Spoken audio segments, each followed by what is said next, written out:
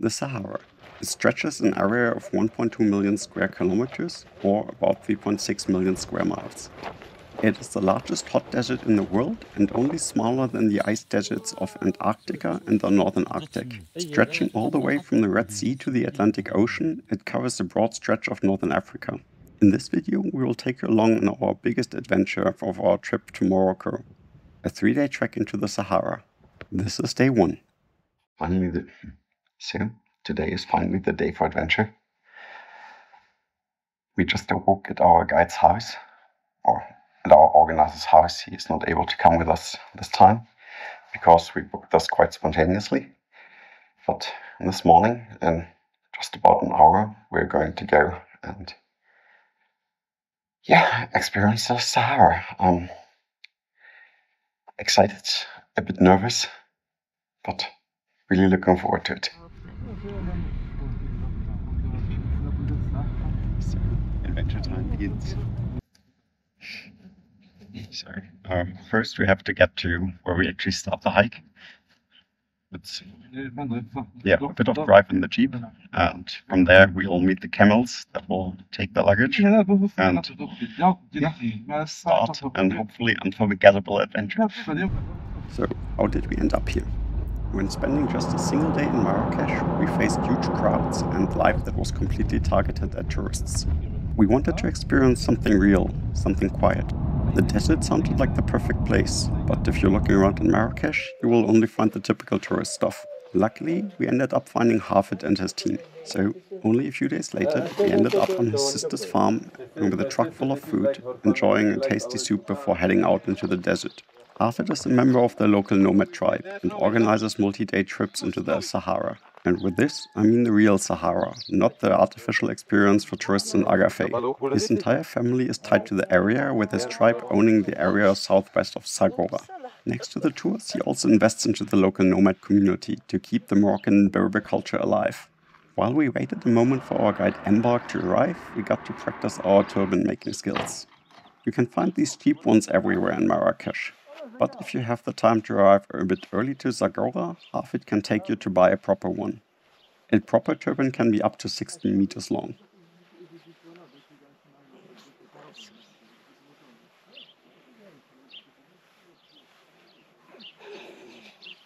He's in the mountains. Mark now is in this mountain, so maybe okay. I go with the car to bring him. Yeah, it's fine. Yeah, huh? Maybe you wait me here? Yeah, it's fine.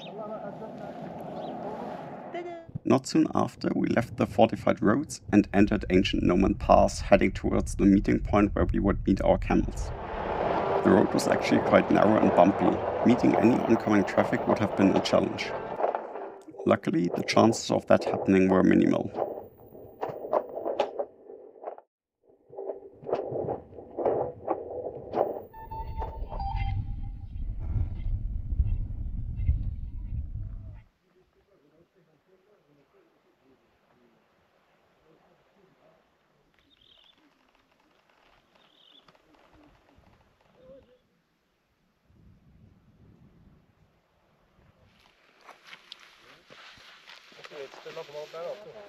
The first camel is Amazighen. His name is Amazighen.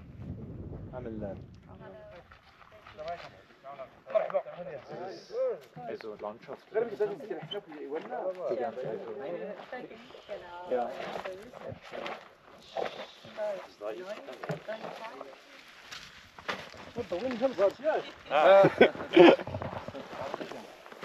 Amazighen. يا ابني جلست هتبلع. Amazighen. Mano, his name is Mano. Mano. Hello, Mano. Mano is like Mano Diak. There is a Berber nomad. Wow. His name is Mano Diak.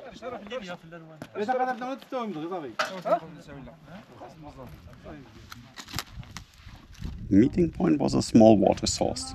It didn't take long for our camels to arrive, and soon after our stuff was loaded onto the camels' backs and we were heading up towards the Bani Pass. We booked this trip quite spontaneously. A huge thanks, by the way, here for Hafid for putting everything together on such short notice. We relied on borrowed sleeping bags. Luckily, at least we had warm clothes from the winter in Switzerland. So, while our camels easily climbed the mountain pass, excitement built, but also some anxiety. I really wondered whether our equipment would be enough. This was the least prepared that we have ever been for a hike, especially a 3-day trek. If you know that feeling, please let us know in the comments down below. We really would like to hear about your own experiences.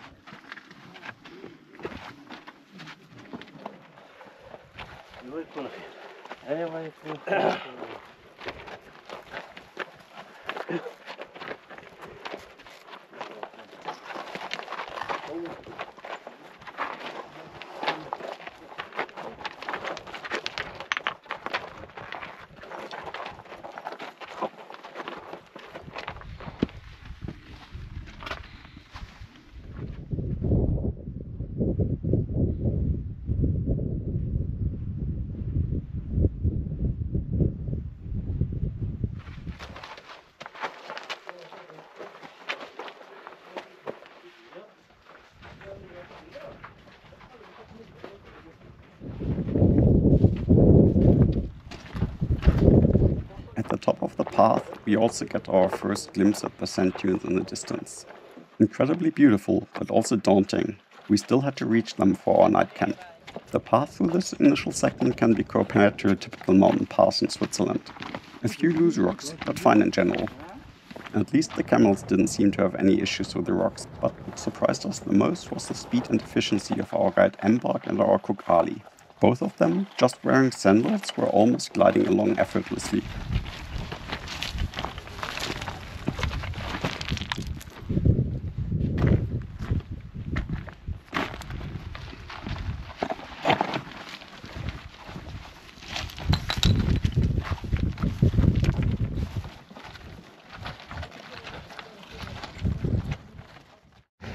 So, this initial part is called the Stone Desert. It's also part of the Sahara. Essentially everything here is the Sahara.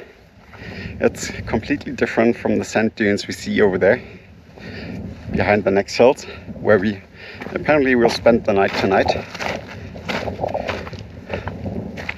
It's already incredible, like how calm it is, so beautiful, like all the little plants trying to find their way between the stones.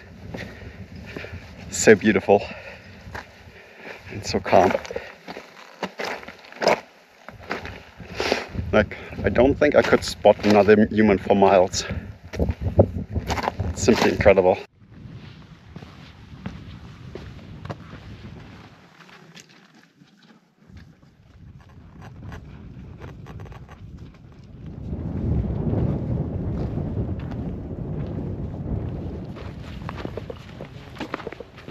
At the bottom of the hill, after meeting a few wild donkeys, we did our first short break for some oranges. A personal highlight was that the camels seemed to be addicted to orange peels. Feeding them was a huge joy.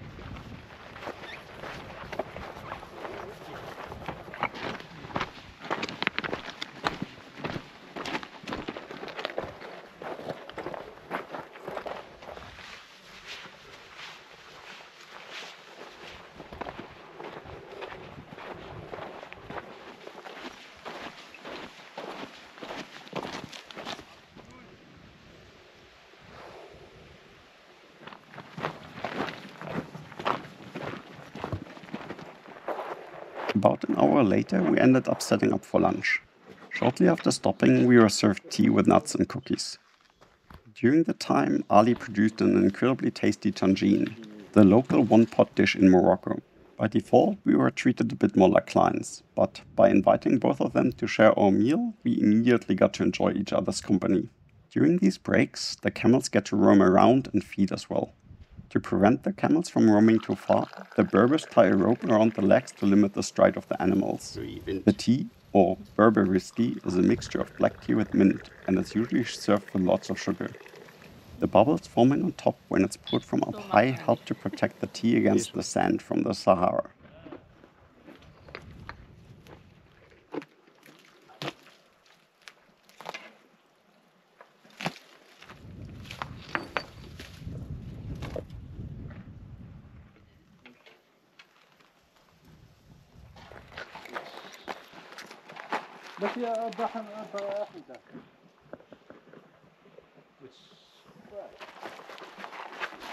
Well recovered, we headed out towards the sand dunes. We still had quite a few hours to go.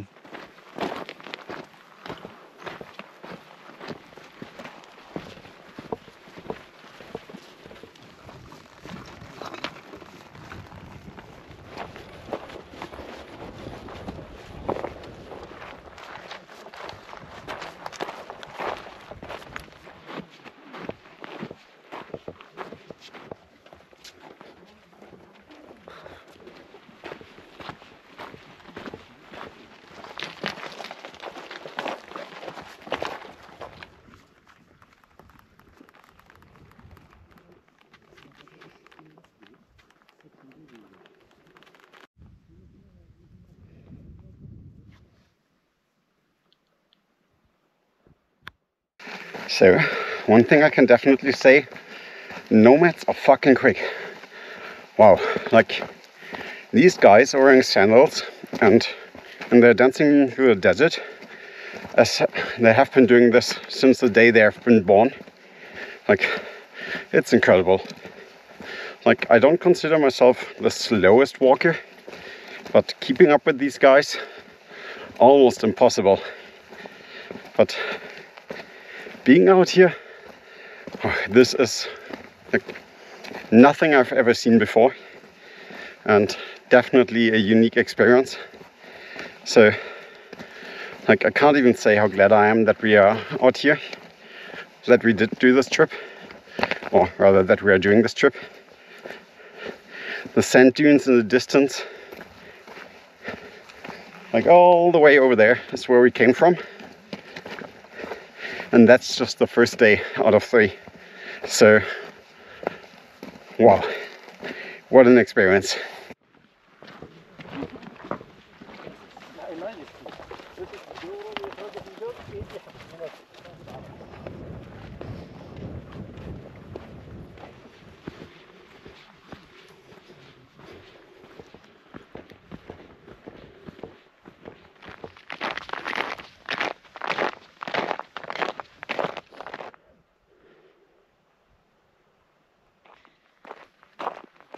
Reaching the sand dunes, I have to be honest, I was already quite exhausted. On this first day, we covered an incredibly large distance, and to put it into a bit of perspective, it was a larger distance than usual for these tours. Our time was quite limited, and Hafid managed to put together an itinerary just for us, but it included longer distances than usual. The day was incredible, but now, after the long distance, walking on the sand dunes really was taking its toll. When we finally found a suitable resting place, the sun was almost setting. But the sunset in the Sahara was a perfect reward for our efforts.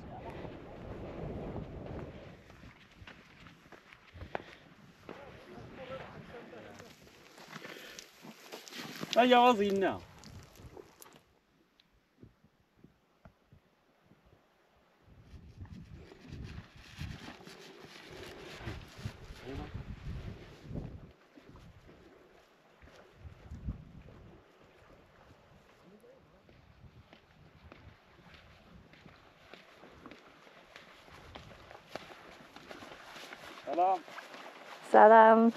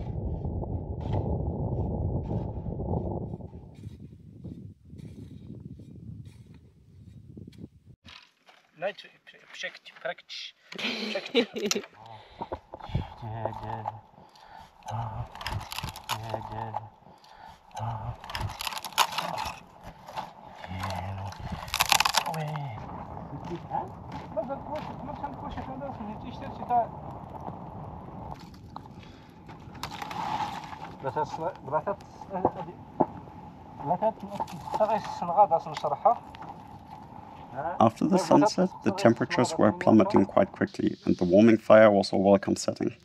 We also got to enjoy the process of baking sand bread.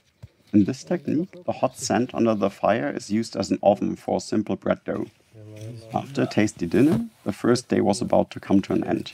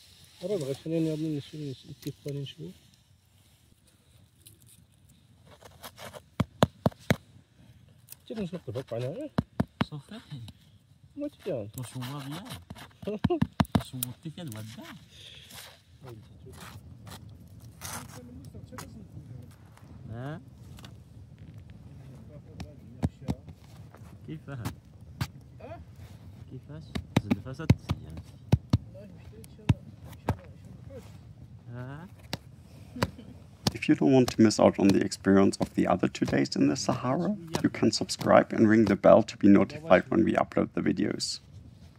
For now, thank you so much for watching the video all the way to the end.